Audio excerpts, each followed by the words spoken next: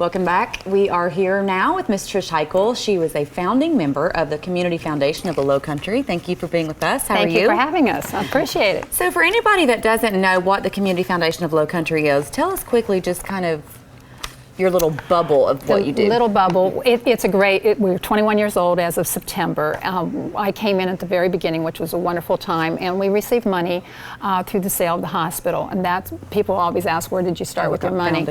From that point on, we chose different areas of giving. We did not just choose medical, we also chose the arts, the environment, health sciences, all of them. So we put together this little band of people, and we have gone from there. We have grown so far in those short 21 years. We have quite a few dollars. We have many, many donors. The biggest thing is we have over 300 funds in the organization. So you and your spouse may be wanting to start a fund, and what you can do is you put some money in the fund, and then every year you donate those dollars out to the community or wherever you wish. Doesn't have to be in the community.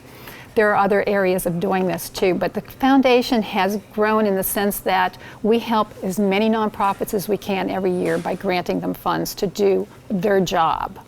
It's not a consistent thing, it's as needed. So if you come in and say you have a special program or special project that you really are interested in doing, then you will, in all probability, not always, depends, because there is a process, and then you will receive grant money from the Community Foundation. You guys really cover the entire realm of giving, getting, starting, we go everything that encompasses from A to Z. We really do. We do as much as we can, and sometimes nonprofits, they're beginning, and they need as much assistance as possible, and it isn't necessarily money. They need guidance in their governance, mission and vision statements, and we're there for that also. So we help in any way we can. Again, it's not always money, it's the presence of the foundation being there, which is very strong in our community at this time. Well, and you guys have a huge presence when it comes to giving around the holidays too. We do, we do. It's the best time of year. So this time of the year is called the season of giving. So how does that affect you, and what do you want people to know about that? I think the most important thing is during this time of year, our heartstrings get pulled a lot more often than normal. It's also tax time, so people come out and come to the foundation and ask for ways to help them make a decision. And at this time of year, you go and really, it's your heart. If also, we were talking about Alzheimer's earlier, and Memory Matters, what a great organization. Funding them might be what is important to you because someone in your family has that. So this is the time. This is the best time to really sit down and think, because even though you're busy running and shopping and doing whatever, you hear a bell, you hear Salvation Army, you hear something, you're more aware of it. And you're very, very aware of it. And all of a sudden, people who are not as blessed as you are financially and who might be homeless, this is what gets you. This is the time. Absolutely. So this is your busiest season. You see more activity. Why do you think that is?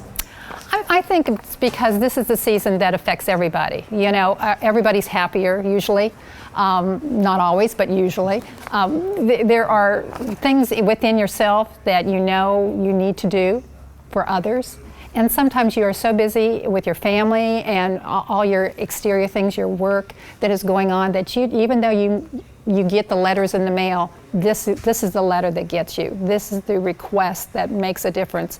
Also, you learn more about the nonprofit that you're giving to or donating to at that time. So everything comes out at Christmas, I think. And I think people become more present. They do. Presents are presents. Mm-hmm. And whether it's a presence of a gift or a presence of money or a present of your time, your volunteer time is very, very important. So don't discount that because you don't have 2 more pennies in your wallet or your purse. Think of your time, and you could go to the Community Foundation and find out different areas that you can volunteer your time, which is money. Always remember, time is money. It is. Exactly. Yeah, absolutely.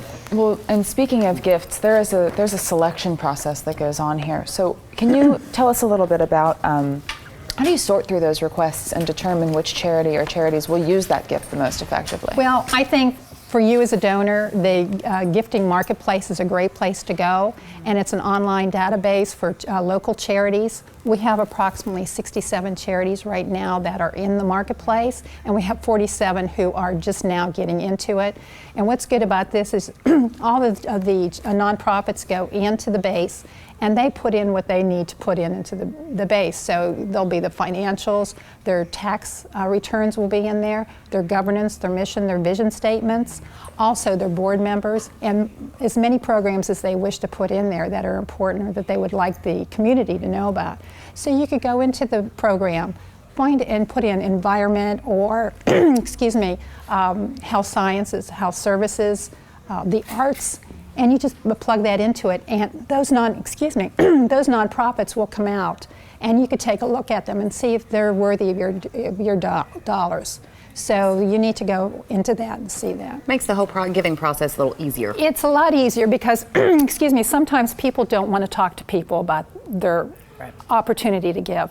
They don't want to be, pushed into something that they're not ready for. So if you see this and you go in and you look at an organization, then you might want to call them direct and find out personally, tell me more, or you may want to go visit them, which I suggest you do. If you're really not sure, learn as much about that organization as possible. Many people don't care.